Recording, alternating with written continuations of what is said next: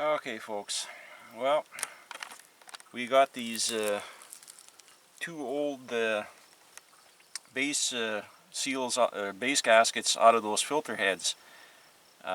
Wondering why I was having such a deuce of a time getting those new ones in there to stay, and yeah, and why the one canister was leaking. Well, as it turns out,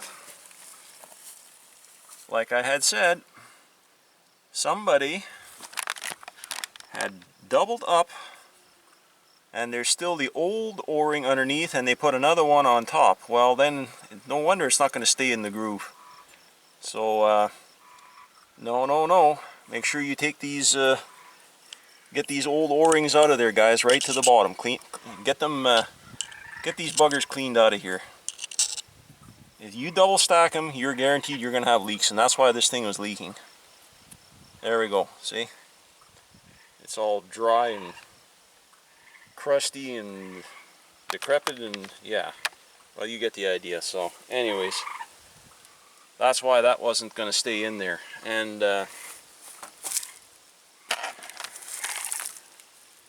my new canister, my canister bolt here, I put a new copper washer on the bottom here too, because the old one, like I say, was so thin you pretty much see through it, so that wasn't going to seal there either. So now this is ready to go back together, and I'm going to try and get that back in the canister here, and then we'll get the other o-ring out and the new o-ring, and then we'll put that back in that filter head here. So again, hang on, we'll be back here in a second. Okay, here we go.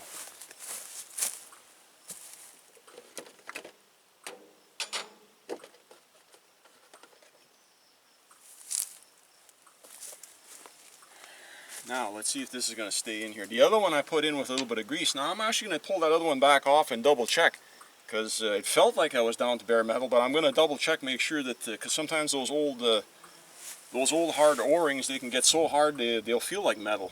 This you put the pick in here and there, that's clean now to metal. So let's see if this new sealing ring is going to go in here and stay in here. Get you started. Just gently try and work it in with your fingernail if you can, or use an older screwdriver that doesn't have a sharp face edge to it anymore, and just ever so slightly push it in there. But don't get stupid with it and start stabbing and poking, because you'll bugger up the... Yeah, see? That goes in there and it stays in there like it should, because there's like a little bit of a taper base right in the bottom of the head. Kind of locks that ring in there. There we go, see? Do things right instead of piling up o-rings. You cannot do that. That is how some people do. Some people do that in automotive on spin-on filters. They take the spin-on filter off, the o-ring stays stuck into the filter housing body, and then they spin the new filter on, and then they wonder why when they start up and take off down the driveway and halfway to Walmart, they're losing all their engine oil on the side of the highway. Well, not paying attention to things like that is get you in a lot of trouble in a hurry. Okay, well, that one's going to stay in there, so we're going to get our canister here, get our bolt back in here. Now, like I say, there is supposed to be a hold down. The canister bolt has a groove notched or machined in it to have a C-clip in place to holds this whole assembly, that spring assembly. Now, here, I'm just going to pull it out and show you guys. You got your coil spring that goes in this way, and then there's this cup, and this cup is drops down over top, and over top of this aluminum body here, there's supposed to be in the shaft of the bolt, there's a notch cut, and you push this down. You're supposed to compress this down and then slip that snap ring down over until it goes click, and then it holds that whole assembly. And this is going to be a little bit fun here, that seeing that somebody already removed this this goofy thing. So like I say, It really is. There's no arrows pointing that the one way up or another, because on this particular filter, both ends are unidirectional. It doesn't matter. So.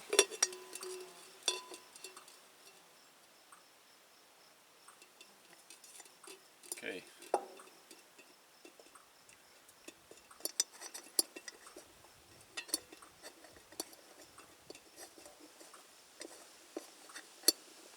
Come on.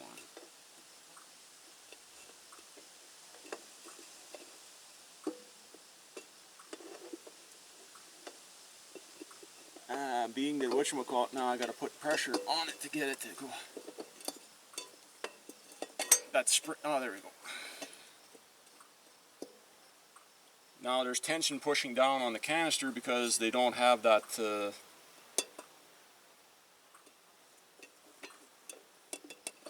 Now you got to make sure. And I'm probably not here. That's why I'm having issues here.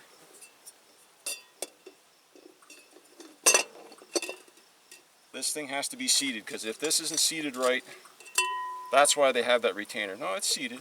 Okay, fine. It has to be seated on top of that. Upper cup has to be seated over that spring, because if it's tipped over a bit, it's going to want to cock the filter over in the canister, and then you're going to have a leak, and it's bypassing. You ain't filtering nothing. So just be forewarned there about that, guys or gals. I know there's some of you out there. There we go. See, now it's nice and centered. Okay.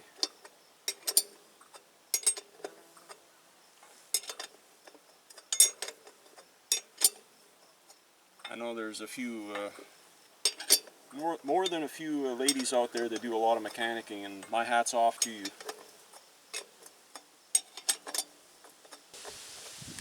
You can see why people don't like these canister filters, because if you're going to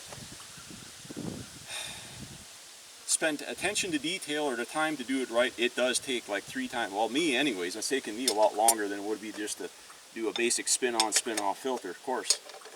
That would be the very fast, very easy way. This is a lot more involved. You've got to make sure all your, dot your T's and cross your I's and all that kind of stuff. So make sure your sealing rings are all seated proper. And this is just very reminiscent of doing like a filter canister, a fuel filter canister style, at least to me anyways, how it, so that usually takes a little longer. So torque these things down and keep torquing. What's going to happen is you're going to crack these canisters, and that's 90% of the time what happens is these canisters get cracked because, well, guys take a reef on them, and when you do that, you end up distorting the bottom of the base of the filter, and then you can crack the little reinforced flange they have here. Sometimes they'll kind of distort and they'll crack, and then your canister is done. A few good shops that used to be able to braze them up and patch them and get them going again, but finding a shop that knows a guy that knows how to weld or braze nowadays is few and far between. So just give it a little bit of a, and that's it. Filter's on there, it's not going anywhere. Clean up, and yeah, we're seated nice and even all the way around, so that's what we want. This one I'm going to pull it back off. Like I say, I had to put a little bit of grease to hold it in there, and I'm thinking there's part of an old O-ring still underneath there somebody left in there, just like they did on this one. Bad on me that I didn't dig a little further, a little closer into this. So I'm going to go back in here because that O-ring keeps wanting to fall out, so something's telling me that something's not right. But like I say, these new O-rings that they supply now they're real crappy. They're not they're undersized. The old ones were just right. Even if I didn't mind if you had to work them in a little bit with your fingernail or something like that, at least you knew they were in there. But don't get me wrong, too big is not good either. If they mush out and they don't seal right, well, then you're kind of back to square one. You're doing nothing. But okay. Just for my peace of mind, I'm going to pull this sucker back off here, and we're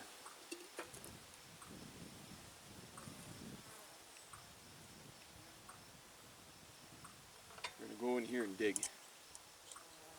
Yep, There's an old O-ring right down in the bottom. I can feel it. It's a long ways in because it's over the years, it's crushed and it's down in there. You shouldn't have two in there. You're supposed to have just one. If you have two in there also, what's going to happen is your canister is further, you're not getting the proper, well, one, they don't seat proper, and two, you're not getting the proper tension on your filter spring there. You can distort your filter is whatchamacallit, so you're not gaining. And I kind of looking at these old ones here, they kind of look like they're kind of mushed out, kind of weird looking, and that's because they're, yeah, there's another O-ring in here. I already took out one set, and the buggers, they went and put another one over top of the old ones that were in there. Okay, I should have picked this up right away when I was doing this, but I was feeling in there so hard.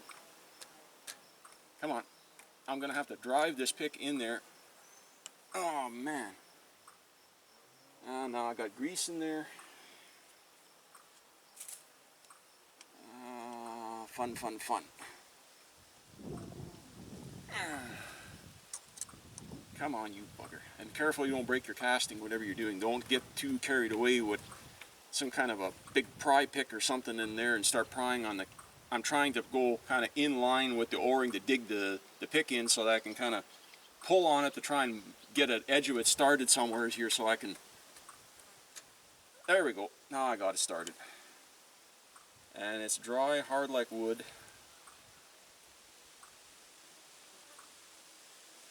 There we go, see? There it is. See?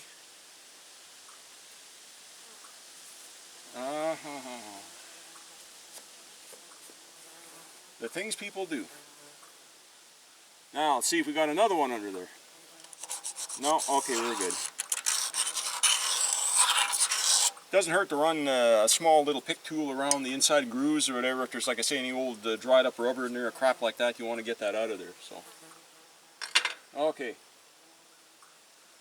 Round two. Let's see if we can get this back in here. And now I got it all greased up with tacky grease. Maybe it won't stay. I don't know. Yeah, it'll stay. Okay. That's good.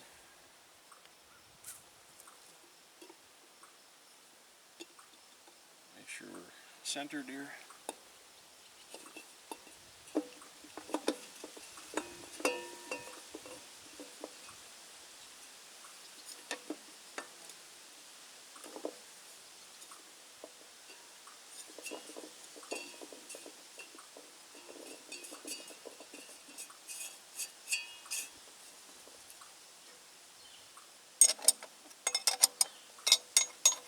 Make sure my O-ring's still up in there.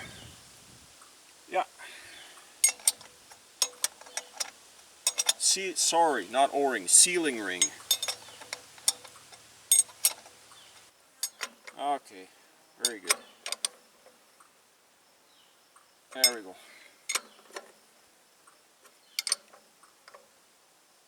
There we go. Okay. Now hopefully that takes care of that. I'm hoping that we don't have no drippy drip issues here.